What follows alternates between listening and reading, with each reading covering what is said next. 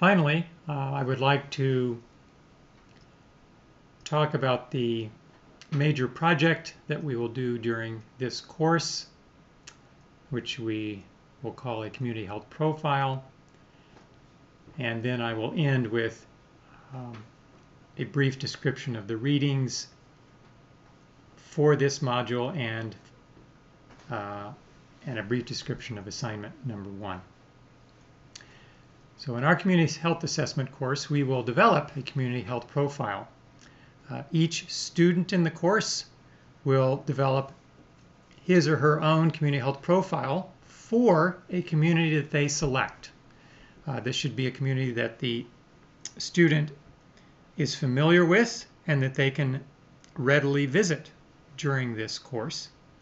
It might be the community where you currently live, could be where you grew up, or something else, but it should again be something you can easily get information about and also that you can readily visit, because that will be part of developing the community health profile. So once a community has been selected, we will actually I will return to the next slide in Appendix E in just a minute, but modules number 2 through 5 in this course will address different aspects of the community health profile, and in particular you will be gathering data through assignments 2 to 5 that will generate most of the content of your community health profile, ranging from an overview of the community that you'll get through what we call windshielding. You will do some interviews of community members. You will look up data, principally using web-based resources to characterize the health of the community and of the population or of the people living there. Now, the community health profile itself will be written up using a particular outline, which is provided here and also in Appendix E to the course syllabus. I won't go through all the details here, but suffice it to say that it'll be a structured profile. It will contain all of the information listed on this slide, various community descriptions. It will have data on the community, the results of your visit to the community, and of your interviews of people in the community. And then you will discuss what you have found and provide recommended next steps. The community health profile should not exceed 10 pages in length. That's excluding the title page, table of contents, and the appendix. Again, let me repeat that. This is not intended to be a real long report. The entire profile should not exceed 10 pages, and points will be counted off of the profile if in fact it is longer than 10 pages. The second thing is that the profile should be well illustrated with pictures, graphs, maps, and tables.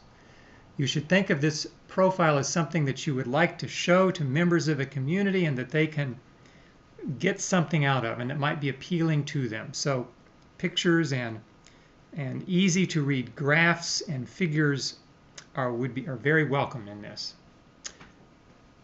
So with that, let's talk about just the readings and videos for Module 1. You're obviously watching some of the videos now, but the main readings for this module will consist of the executive summary. Actually, it's about the first half of the executive summary, and Chapter 4 on the community health improvement process from the Institute of Medicine's 1997 report that I've mentioned before, called Improving Health in the Community, a Role for Performance Monitoring. It's a very interesting report. It's very well written, and it provides the basis for much of what we will do in this course. The second reading is by Mike Stoto, and he has put together a nice 2 to 3 page piece about the Affordable Care Act, the IRS mandates, and the community needs assessment. This was mentioned briefly in one of the earlier videos that I recorded for this course. Finally, there are 2 readings which are actually NACCHO sort of brochures or short documents. The first is an overview of the 3 community health assessment tools, which we talked a little bit about in one of the earlier video lectures. And the second is an overview of the phases of the MAP process, again, which we was briefly described in one of the earlier videos. Finally, there are 2 short videos that were produced by the University of South Carolina, one on the characteristics of a community and the second on a definition of community health assessment. And you may find those useful in a quick overview of both of those things. Finally, assignment 1. Once you have completed your readings and watched videos for this module, the first part of the assignment is to introduce yourself onto the discussion board so that both other students and the instructors will know who you are. And there is information in the syllabus and in the first assignment about the information you should include in your introduction. Secondly, you will select and provide a brief overview of the community that you will study during this course and for which you will develop your community health profile. There is an attachment, it's assignment 1B, that provides further details about what you should do. Then finally, the last part of assignment 1 is to post comments and questions to the discussion board. These are listed as assignment 1C. They are in the syllabus under the first module. They are at the end of the first module. And certainly if you have any questions, please let your instructors know, and we will be glad to try to help you out with those.